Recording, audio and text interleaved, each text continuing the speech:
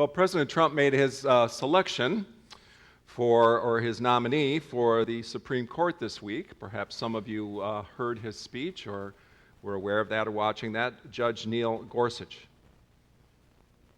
I heard his speech on the television, and I was very impressed. It was a beautiful speech, one filled with humility, a winsome speech. Winsome because it was a speech filled with humility and was offered in a humble spirit.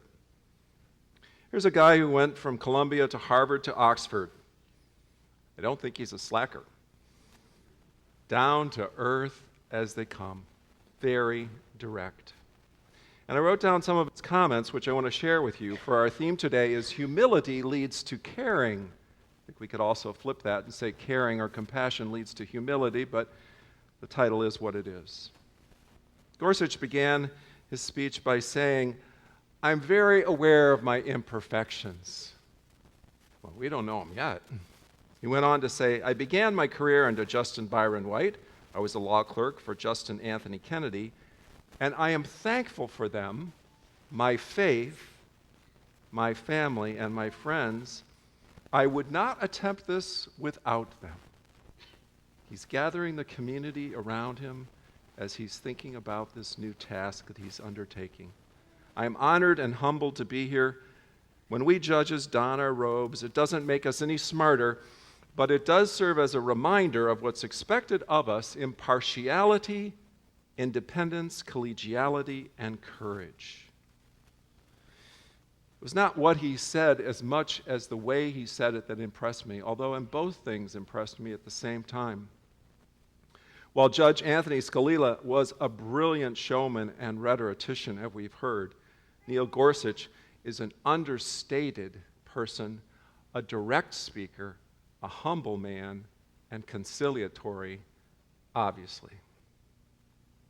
I wonder as we gather this morning, what are the things that serve as reminders to keep us humble, truly humble, in a very core way as we move forward in our lives? Humility seems to be a lost virtue in our society. It's a Super Bowl Sunday, so as I was thinking about how inappropriate it was to be preaching about humility on this day, wasn't really part of my consideration when I planned the sermon series, but bragging is a part of the day, isn't it? And it seems to be more profitable, doesn't it? Gets you further, pretending to be a little more than you are. I mean, it buys you more, it gets you more, it works better, right? In our society, humility, what does that do for you? Along with the stardom mentality of Hollywood, you get a lot of folks concerned with the impression that they make on others as opposed to taking a humble stance which is centered in themselves and aware of who they are, grounded in something deeper. You know, they did a survey of young people some years ago that was fascinating. I think it was about 10 years ago, and they said, you can have one of three things. If we're going to give you a wish, we're going to grant your wish. And here are your three options. Your first option is you can go to whatever university you want and take whatever degree you want, whatever program, and we'll pay the way. Just a wish. Second is, we'll give you the job of your dreams. Whatever job you've always wanted, you can have that job. Third, you can be a star and you can be famous. And then statistically, they determined which the kids wanted. 75 to 80% wanted to be stars. That's what they wanted. Fame. Fame was more important than character. Fame. Looking good, shining bright, standing out front. It got me thinking that maybe folks think pride is a virtue, or they don't understand pride, or they don't understand humility. Humility, of course, has nothing to do with inferiority or inferiority feelings, and pride has nothing to do with superiority or being better. Humility rests in the truth and the awareness of who we are before God as God's beloved, as fallen children, as forgiven sinners that God loves and is called to bring the message of love to others. The author of the book of Proverbs says, "Pride comes before destruction, a haughty spirit before a fall." Well, we've been talking to staff about the Proverbs, and this one got chosen at the last minute. It's a favorite one in my family. It's really a joke in my family. because this is a proverb that is kind of used as a little hammer, and it was in a different generation. I won't say who, but if you get a little cocky or a little bit big on yourself or a little puffed up, this little proverb comes out in the King James, and it's, "Pride cometh before the fall." And what you're hearing is that you're about to go off the cliff. You know, you're about to fall flat on your face. You're about to stumble. It's going to come down. It's a little bit of a warning, and this family member, I don't know how many scriptures he knows, but it's his favorite scripture. Comes out a lot. We laugh, but we get it. In Mere Christianity, C.S. Lewis wrote, "According to Christian teachers, the essential vice, the utmost evil is pride. Unchastity, greed, drunkenness, and all that are flea bites in comparison. It was through pride that the devil became the devil. Pride leads to every other vice. It is the complete anti-God state," said C.S. Lewis. "Pride, which has been the chief cause of every war in every nation in the history of the world." Whoa. Augustine and Aquinas taught that pride was the root of all sin, and Luther and Calvin chimed in that it was a great and destructive tool for all humanity. They didn't like pride too much. Pride appears in Genesis chapter 3, where we see the devil, whom John Donne called the proud spirit, using pride as the avenue to seduce the first parents. His approach was simple and deadly. He convinced Eve that God was lying, and convinced Eve that God was withholding powers and rights that she and Adam could have if they simply stood forward and did what he told them to do. God was withholding. The desire to lift up ourselves above our place as God's creatures lies at the heart of pride, and recovering our sense of who we are as God's children lies at the core of humility. Well, this week I had a humbling experience. Happens to me every once in a while. I was driving on 355, which I do occasionally, and unfortunately I have a tendency to drive too fast. Now, I would say that everyone else is driving too fast too, and I prefer the left lane. In all honesty, it's so much safer. But as I turned in my rearview mirror, the blinking lights were behind me. I got that sinking feeling. I pulled over right away, and feeling ashamed and humble and expecting this very large ticket, I handed over my registration and my license and all the things that you hand over, and the policeman seemed very nice. He went back in his car, and he took forever. You know, like always, it seems like, what are they doing back there, you know? Maybe you've never had that experience. I don't know why you're laughing, because I know none of you have ever had a ticket. I thought maybe he was talking to his wife or his kids on the phone. And he came back, and I'm expecting to be humiliated and shamed, and he said, "I'm going to give you a warning." He said, "I'm going to write down 69 miles per hour. We know you were going much faster than that, don't we?" So, yeah. We do know that, but he said, "I'm just going to give you a warning today." And he said, "Now, when you come off the shoulder, be very careful when you enter in. Speed up along the shoulder, and then enter into the traffic gradually." He didn't smile, but he didn't grimace at me either. And then he left. Forgiven. Grace, mercy. I got a pass, forgiven for my transgression. And what it reminded me of is the fact that it's not being shamed or humiliated that teaches us humility ever, but it's experiencing mercy that teaches us humility. It's when somebody shows us mercy and forgiveness and gentleness, then we learn humility on a deep level. And so we come to the Apostle Paul, the recipient of God's mercy and compassion, and he's extolling his brothers and sisters in Philippi to also extend compassion and love to each other because they've experienced the love of Christ. We come to chapter 2. "Therefore, if any of you have any encouragement from being with Christ, any comfort from his love, any sharing in the Spirit, any tenderness and compassion." Oh, this is a reach. If you've got anything, if you're experiencing any motivation at all, then be humble. Or, to spell it out a little more, if you've received this encouragement in Christ, this compassion in Christ, then have the same mind which I've been speaking of as he talked about the humility of Christ in chapter 2. Have the humility of Christ, be of one spirit, do nothing out of selfish ambition or vain conceit. There's a phrase you don't hear much. although I know somebody in my family who would like it. Rather, in humility, value others above yourselves. In humility, show compassion. That's difficult to do, isn't it? Really difficult to put others before ourselves. But sometimes we get that experience of really reverencing others. You know, the people come into our lives and you're just, I don't know if it's something that comes over you or an experience that you have and it just suddenly hits you.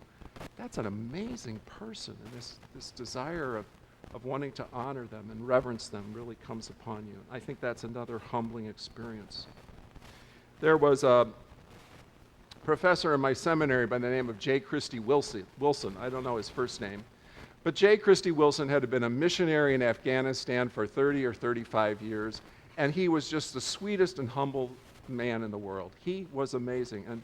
And our competitive seminary, Fuller Theological in California, had all the big-name mission guys, you know, who had written books, and they had this very established mission department. And we at Gordon Conwell had J. Christy Wilson. And there were a lot of people who were like, well, you know, he didn't write a book. He was just a missionary from Afghanistan. You know, why do we have J. Christy Wilson? He's just a humble man. But here was the thing. When you got to know J. Christy Wilson, his humility impacted you more than any of the other professors. It was amazing. I mean, he would greet you on campus. He always said, "Hi, Mr. Surfy, how are you?" And I asked one of the other kids, I said, well, I said, how does he know who I am? I mean, he almost says my name right. You know, he's calling me Surfy, so something's going on here. You know, he's close. He's in the right camp. And they said, well, don't you know he prays through the directory every day. He prays through the 550, 600 students every single day. Didn't you know that? I said, no, how would I know that? He said, that's how he knows who you are. He knows the faces too. He prays for us. Everyone loved Christy Wilson. He was revered on the campus. He was a humble man, taught us humility. As Christians, we need to sometimes scrutinize our motives. Of course, our motives are never pure. We get caught up in a lot of self-protective energy and all that. I like the way Eugene H. Peterson puts it in the Philippians passage. He says, if you've got anything at all out of following Christ, put yourself aside and help others get ahead. Forget yourself long enough to lend a helping hand. Now, that's Peterson. He puts it out there really bluntly. Relationship is so important when it comes to humility. Humility is one of the virtues. We've been talking about the virtues of the Christian life. Humility is a relational virtue. When you're humble, it issues in stronger relationships. It issues in people being attracted to you because you have a quality of your life that they want to be a part of and they want to share in. It's so important. After seminary, I worked one year in a special education classroom. It was in the Lincoln Sudbury High School, which is a very interesting high school because it was one of the most liberal high schools in the whole country during a certain period, and they had what they called open classrooms. Everything was open in Sudbury. You know, some of these schools in Massachusetts are pretty liberal. And for some reason, I worked there. I think it was a mistake, but I learned some things. I was a teacher's aide for 1 year, and it was kind of humbling. I mean, humiliating, actually. You know, I was a seminary graduate, and here I was, a teacher's aide in a special ed classroom. And it was hard because we had to mainstream the kids, the high school kids, into the regular classrooms, and they knew when they were being mainstreamed that they didn't fit in. You know, they knew that they were special ed kids, and so they you know, tended to act funny. They tended to act. But the thing that was interesting about it was the other kids in the high school were so gracious and so kind and so accepting of these special ed kids and really honored them. So there was this odd contrast between their difficulty in accepting that, you know, because they felt humiliated and ashamed, and the grace of the high school students, and there was this tension all the time. And I was in the middle and felt like an idiot. But I learned anyway. We have the admission of Paul in verses 12 and 13, the admonition rather. where Paul says, work out your salvation with fear and trembling, for it is God who works in you to will and to act in order to fulfill his purpose. Work out your salvation with fear and trembling. That is, you have to work on this. You have to work on your Christian life. And how do you do that? How do you build into your Christian life? How do you work towards sanctifying your life? How do you find intentionality? Well, one of the ways is to work toward the virtues, work toward positive goals, things that you want to build into your life. Christ showed us the way in the humility of his life, in his obedience and submission to the Father's will. That's the theme of Philippians all the way through.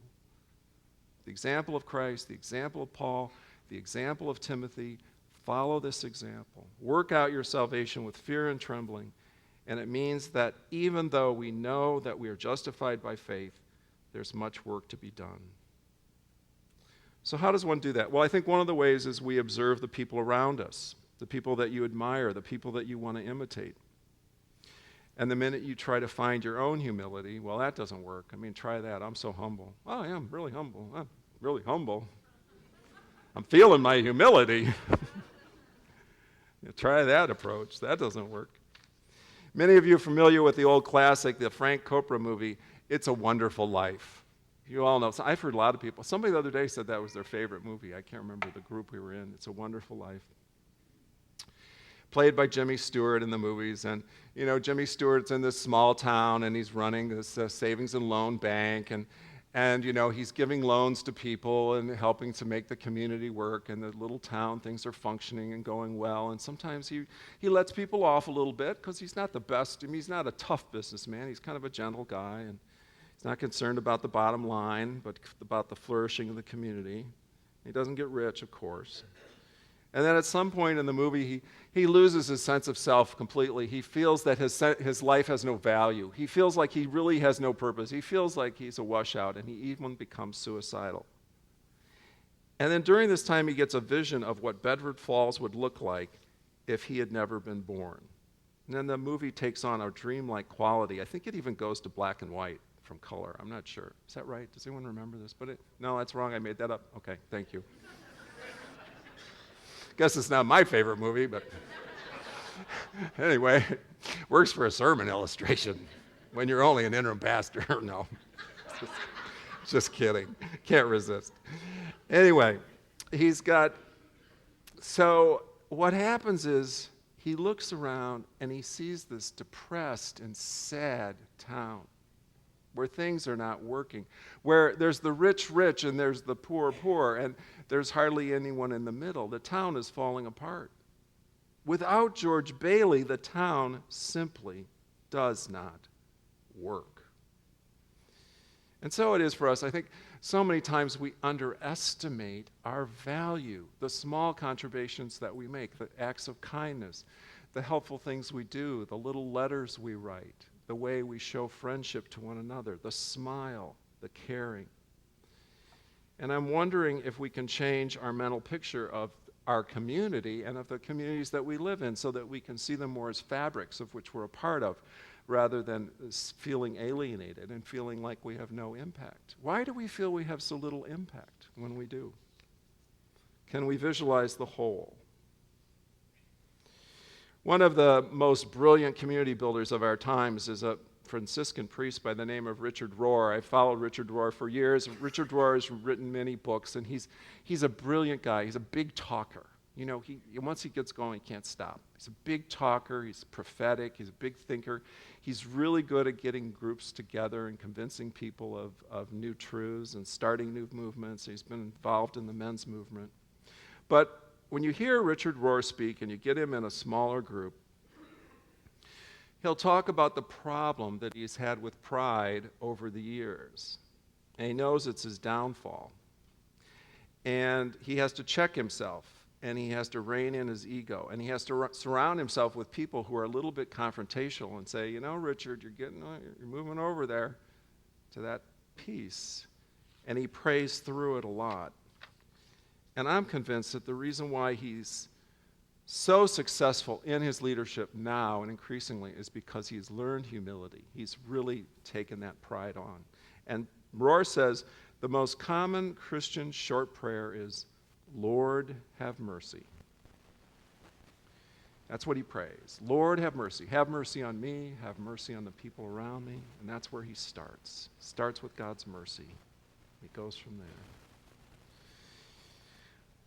Wonder how my life would be different if I took on the discipline of intercessory prayer, if I prayed through the directory, and if I began with the people that I least like, or the people that trouble me, or if I began with the ethnic groups that I least like or most trouble me, and I prayed for them, or if I prayed for the institutions or the insurance companies that I least like, and I don't like insurance companies. How would my life change if I started to pray? Who works for insurance? I'm sorry. I apologize. Oh, Rich. I'm sorry, Rich. You don't work for that. That's a different one, Rich. What if I begin to pray for those folks, the people around me that really, the ones that most irritate me? How will my life change? I think I would learn humility. In the next weeks, I would encourage you to share stories of humility. Don't share stories of embarrassment or shame as I have. Share stories of humility. Who are the people who have taught you to really find humility, to have a greater sense of who you are, to love yourself? Let us pray. Lord, we thank you for the example of Christ, for our Lord who emptied himself for us on our behalf, who in obedience went to the cross for our deliverance. And by his example and by his love, we are taught what it means to be believers. We pray in his name. Amen.